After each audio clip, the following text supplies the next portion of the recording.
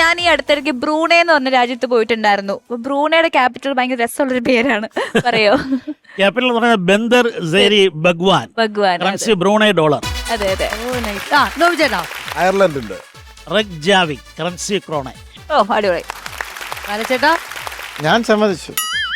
അല്ല, വെറുതെ ഒരു രാജ്യം ചോദിച്ചോ? ഏതൊക്കെ ചോദിക്കട്ടോ? ഹോങ്കോങ്ങിന്റെ തലസ്ഥാനം. ഒരു minute. Hong Kong capital Capital. Victoria.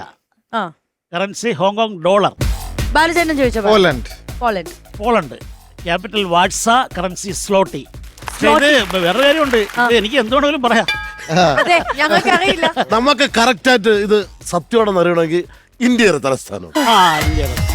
New Delhi currency. Currency പറ എന്താന്ന്? രൂപ. അയ്യോ റുപ്പി. ചേട്ടാ എനിക്ക് മ്യാൻമാർ. മ്യാൻമാർ. എങ്ങനെ ഏതാണ്? ന്യാപിറ്റ കറൻസി ക്യാറ്റ് ആണ്. ഞാൻ ഫിറ്റാന്നാണോ? ഫിറ്റാണെന്ന് ഞാൻ കേട്ടോ